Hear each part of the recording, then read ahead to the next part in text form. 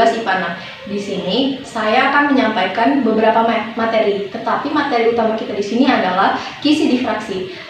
Sebelum memulai materi, kita harus berkenalan dulu dengan sifat-sifat cahaya. Baiklah, mari kita lanjutkan ke materi selanjutnya.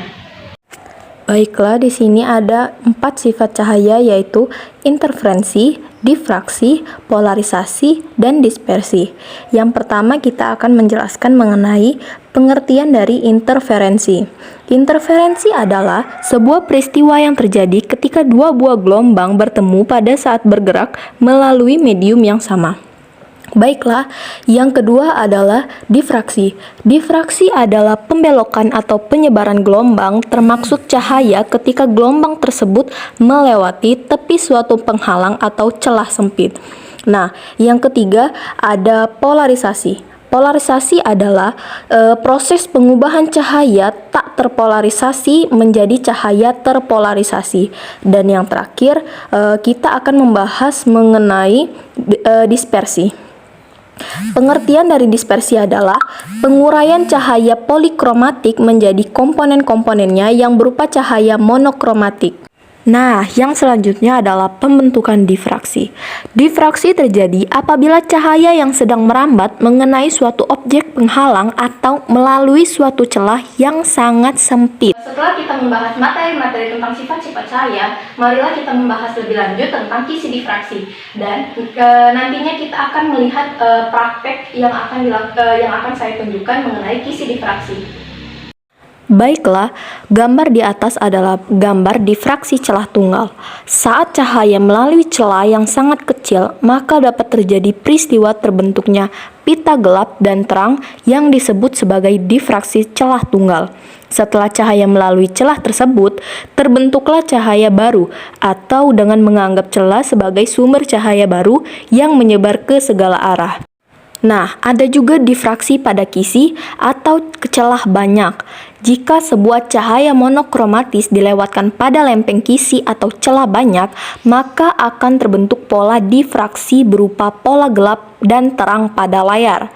Kisi adalah susunan celah yang sejajar dan memiliki ukuran yang sama, dan dapat dibuat dengan cara membuat goresan-goresan pada lempeng kaca atau logam menggunakan ujung intan. Nah, untuk selanjutnya ada rumus kisi difraksi dan rumus difraksi celah tunggal. Kalian bisa melihat rumus tersebut pada gambarnya ya. Nah, oke, sekarang kita akan masuk ke percobaan atau praktek mengenai difraksi. Pertama-tama kita harus mengetahui bahan dan alatnya. Yang pertama adalah mika berwarna biru, kedua kertas HVS, ketiga pensil, senter, cutter, dan meteran. Oke, baiklah, kita masuk ke langkah kerja. Langkah kerja yang pertama adalah kita harus membuat lubang dengan ukuran yang telah ditentukan. Setelah itu, kita harus mengukur panjangnya yaitu 10 cm dan memiliki lebar yaitu 0,1 mm. Selanjutnya, gunakan pensil untuk menandai ukuran yang telah ditentukan. Untuk langkah selanjutnya adalah kita harus menggunakan cutter untuk melubangi ukuran yang telah ditentukan pada kertas HVS. Untuk langkah selanjutnya adalah untuk lebih rapi, gunakanlah penggaris untuk melubangi ukuran di kertas HVS. Baiklah, kita masuk ke langkah percobaan. Untuk yang pertama yaitu kita harus menentukan jarak antara mika dan kertas HVS tersebut.